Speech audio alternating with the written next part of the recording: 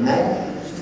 Mais j'ai entendu votre musique et j'ai la référence à un solfège.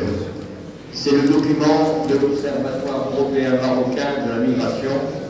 Et donc je vous parlerai parce que je m'y retrouve totalement, et quand Ali vient de vous dire que je soutiens l'action de l'association, je vais rappeler un petit peu les objectifs donc, de l'Observatoire, parce que c'est mon solfège, contribuer à l'amélioration de la politique migratoire du Maroc. On a entendu tout à l'heure notre ami belge parler, vanter des mérites, des paroles de Sa Majesté, et j'abonde tout à fait dans son sens, mais il y a la musique de la Majesté, et après il y a la réalité du terrain, qui est un petit peu quelquefois différente. Et en ce qui me concerne, donc, j'ai une histoire avec la migration qui remonte très loin. J'ai commencé à travailler dans la banque en 67, et à l'époque, je recevais chez de nombreux Marocains qui venaient qui travaillaient dans l'arboriculture, dans l'horticulture, et qui venaient faire des versements pour leur famille. Après, j'ai été permanent syndical et j'ai connu aussi une période, comme vous venez d'en vivre deux ici, de régularisation des migrants subsahariens au Maroc. À l'époque, c'était les migrants marocains qui étaient dans la vallée du Rhône et qui souhaitaient, après l'élection de François Mitterrand, qui souhaitaient avoir leur titre de séjour de longue durée en France. Donc j'ai une longue histoire avec la migration et avec les travailleurs migrants marocains de l'époque qui sont devenus des Marocains maintenant résidents à l'étranger et qui ont une mission. Parce que j'ai entendu tout à l'heure, mais moi il y a une mission qui est importante. On a souligné tout à l'heure le rôle du Maroc à l'égard du continent africain.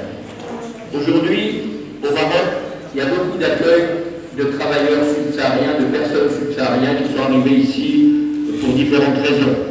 Et ces raisons, souvent, on les trouve, on parle de la migration en tant que telle, mais l'immigration, moi j'ai aussi, en plus de mon solfège, j'ai un peu un abécédaire qui est celui des objectifs de développement durable.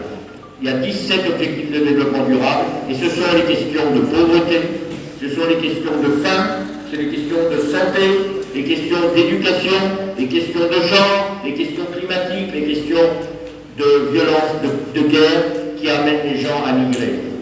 Alors, c'est le travail décent, bien sûr, et ça c'est l'objectif 8 que maintenant, d'ailleurs, mon ami Manuel, qui est un des seuls, un petit peu coloré dans la salle, là, qui a appris par cœur les objectifs de développement durable. Travail décent. Et donc, ce travail décent, l'expérience des Marocains résidant à l'étranger, elle connaît tout ça. Elle connaît les difficultés liées à la migration. Elle connaît les difficultés liées à l'intégration, liées au vivre ensemble dans un quartier en région parisienne ou ailleurs. Parce qu'il y a une migration dont on parle peu, mais qui est la migration de toutes les origines des autres migrations. C'est la migration rurale, du rural, l'exode rural vers les villes. C'est la première des migrations que l'on connaît. On l'a connue en France dans les années 50, vous la connaissez aujourd'hui, parce qu'ici il y a un mélange de la ville à la campagne et de la campagne à la ville au travers des petits marchés paysans qui s'installent, mais c'est une première migration. Et je dirais que moi je souhaite que les Marocains résidant à l'étranger, ils puissent accompagner ici leur famille dans le vivre ensemble avec les migrants qui arrivent ici au Maroc ou dans les pays du Maghreb. Parce que il y a une petite phrase, après c'est dans les domaines d'action.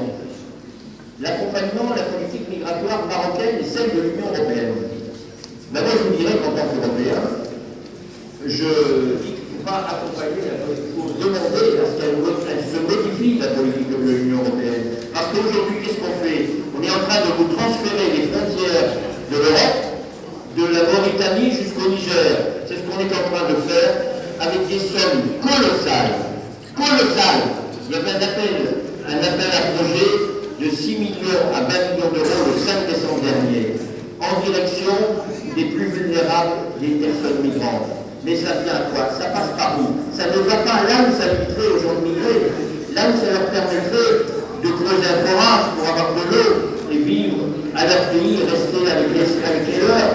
C'est pas là que ça va. Ça va dans des financements pour bloquer, et donc ça amène à un moment donné de la tension entre les communautés.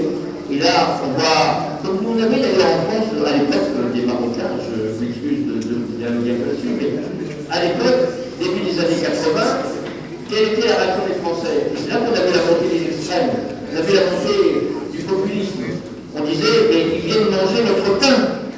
Aujourd'hui, on entend le même refrain ici au Maroc. Attention les amis, on entend le même refrain ici au Maroc. Les migrants qui arrivent viennent manger notre pain. Et parfois, c'est juste, si on prend par exemple les emplois dans les centres d'appel, compte tenu que les subsahariens parlent quelquefois mieux que les Marocains et les Français, ils sont embauchés avant les Marocains dans les centres d'appel. Donc tout ça, c'est des tensions qu'il faut qu'on fasse attention. Et l'observatoire, c'est son rôle. Et je suis content à dire d'être invité ici. J'ai des propositions à faire. On en débattra cet après-midi certainement avec Mahmoud dans l'atelier. Simplement, je dis, vous avez un grand rôle, vous les Marocains étrangers, qui connaissez ces problèmes, qui connaissez.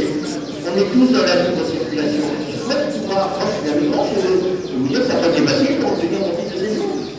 Et pourtant, je suis français. J'ai mis pour le premier, j'ai mis maintenant j'ai 3 ans. Je peux parler un peu plus. Voilà. Mais c'est pas facile.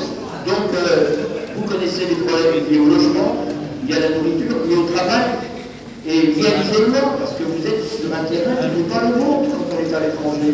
Donc c'est ce que connaissent les migrants subsahariens ici. Et moi je dis, les migrants qui passent par l'office, par l'observatoire